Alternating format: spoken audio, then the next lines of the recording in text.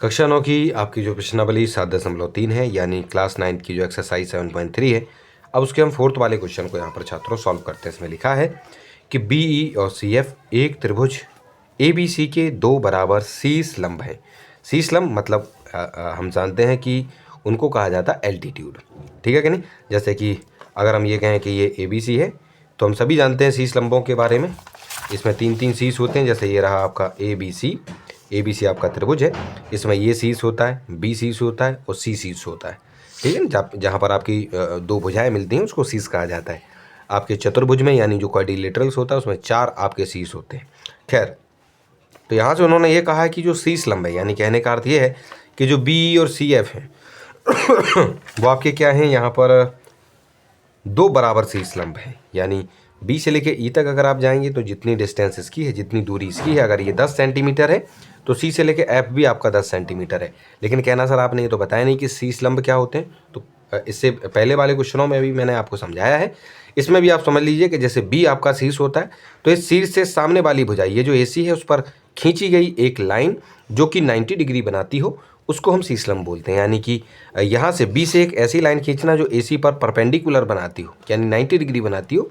तो इस प्रकार की रेखा यानी इस प्रकार की लाइन को ही हम शीर्ष लंब यानी आपका एल्टीट्यूड कहते हैं। उसी प्रकार से देखिए यहाँ C से हमने सामने वाली लाइन कौन है, हमारी AB है।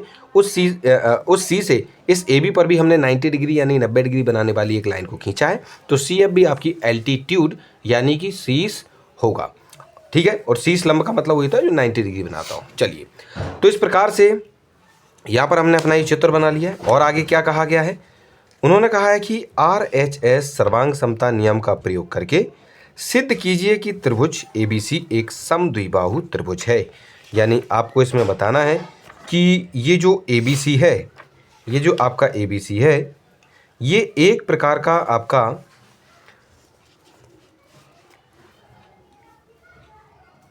समद्विबाहु त्रिभुज यानी आइसोस्केल्स ट्राइंगल है। तो इसको हम कैसे हल करेंगे, चलिए। तो सबसे पहले छात्रों इसमें हमें करना क्या है कि यहाँ पर हम दो त्रिभुजों को देखना है हमें FBC किधर है, ये रहा F, ये रहा B और ये रहा C। तो इसको हमें अलग से बनाना होगा, ठीक है जी। तो इसको हम अलग से इसमें हम इसके चित्र को अलग से बना लेते हैं इसमें। चलिए इसको हम बनाते हैं छात्रों। तो इस प्रकार से यहाँ से ये जा रही है आपकी लाइन, यहाँ से 90 डिग्री बनाने वाली ये जा रही है लाइन और यहाँ से ये हमने खींचा। तो ये छात्रों आपका FBC हो गया और ECB यानी ये कैसे बनेगा, ये यहाँ से आपको इसको इस तरीके से खींचना है और यहाँ से ये एक 90 डिग्री बनाने वाली ये लाइन खींचेंगे और इधर से हम इसको खींच देना है। तो यहाँ है आपका E, यहाँ होगा C, सॉरी C नहीं है यहाँ E, अच्छा ECB। तो B आपका यहाँ रहेगा और C आपका यहाँ रहेगा। तो ECB ये हो गया और ये वाला हो गया आपका FBC। ये दो त्रिभुज आपको इसमें लेने हैं। यहाँ पर छात्रों आपके जो BFC है BFC ये वाला कौन और CEB ये वाला जो कौन है। तो यहाँ पर छात्रों ये दोनों ही 90 डिग्री हैं क्योंकि पहले ही दिया गया था, क्योंकि ये शीर्ष लंब थे तो 90 डिग्री बनाएंगे। BC इसमें भी है छात्रों और BC इस वाले भुजा में भी है, ठीक है सर। और उसके बाद जो FC है, देखो ये वाला जो FC है और यहाँ पर जो B है, देखो ये जो FC है और ये जो आपका BE है ये वाला, ये दोनों बराबर। कहना सर कैसे बराबर, अरे भाई ये जो CF था और ये जो BE था ये शीर्ष लंब थे ना। ये जो BE हैं और ये जो CF थे वो शीर्ष लंब थे। उन्होंने कहा था कि शीर्ष लंब बराबर भी हैं, क्वेश्चन में बोला था यहाँ। ये देख लीजिए शीर्ष लंब दो बराबर शीर्ष लंब हैं आपके BE और CF। तो इस हिसाब से ये दोनों के दोनों भी आपके छात्रों क्या हो गई, ये दोनों लाइनें बराबर होंगी। अब देखिए सुनो, उन्होंने क्वेश्चन में कहा भी था कि आपको RHS यानी एक राइट एंगल और हाइपोटेनस बराबर होना चाहिए और कोई भी साइड बराबर होनी चाहिए। तो ये दोनों यहाँ पर ये दोनों के दोनों त्रिभुज देखिए ये 90-90 डिग्री मिल गए इन्हें। 90 डिग्री के सामने वाले को हम सभी जानते हैं कि कर्ण होता है यानी हाइपोटेनस होता है। इधर भी हाइपोटेनस, वो दोनों के हाइपोटेनस बराबर हैं यानी कर्ण बराबर हैं और साथ में कोई एक भुजा भी इनकी बराबर है। तो इस हिसाब से ये जो दो के दो त्रिभुज जो हैं वो आपके क्या हो जाएंगे छात्रों, यानी त्रिभुज जो FBC है और जो त्रिभुज आपका ECB है ये वाला, ये दोनों RHS सर्वांग समता नियम यानी कि कॉन्ग्रुएंसी रूल जो है उसके हिसाब से ये दोनों के दोनों हो जाएंगे सर्वांग सम यानी कॉन्ग्रुएंस हो गए।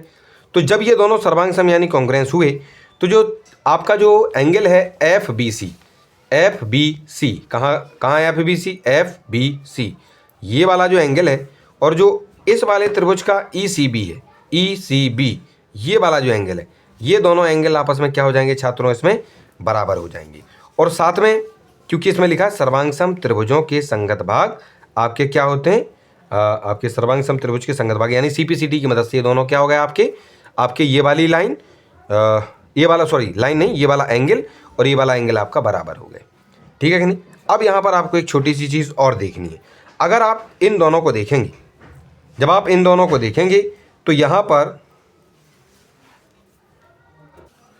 अब देखिए छात्रों, यानी हमारा जो एंगल B है, यानी जो एंगल B है और एंगल जो C है वो बराबर हो गया, एंगल B और एंगल C बराबर हो गए। यानी अब हम लौटेंगे छात्रों यहाँ, जो हमसे कहा गया था कि ये जो आपका ABC है छात्रों, ये जो ABC है आपका, यहाँ पर A है, यहाँ B है और यहाँ C है, हमने इनके ये C स्लम यानी एल्टीट्यूड नहीं बनाए, ABC को लिख दिया। इसमें एंगल B और एंगल C बराबर है। और मुझे एक बात बताओ, अगर ये दोनों बराबर हैं तो उसके सामने वाली दोनों भुजाएं भी बराबर होती हैं, ये भी हम जानते हैं। और जब ये दो भुजा दो कोण बराबर हैं तो ये जो ABC है वो एक आपका समद्विबाहु त्रिभुज हो जाएगा। यानी जो triangle ABC is an isosceles triangle. ठीक है। तो इस तरीके से उनके कहे अनुसार कि RHS वाला जो रूल है उसके हिसाब से, उसकी मदद से आप इस वाले त्रिभुज को समद्विबाहु त्रिभुज यानी आइसोस्केलेस ट्राइंगल प्रूव कीजिए, वो हमने यहाँ पर कर दिया है। ठीक है जी। चलिए, तो इस तरीके से ये जो आपका 4th वाला क्वेश्चन है छात्रों वो आपका सॉल्व हो जाता है।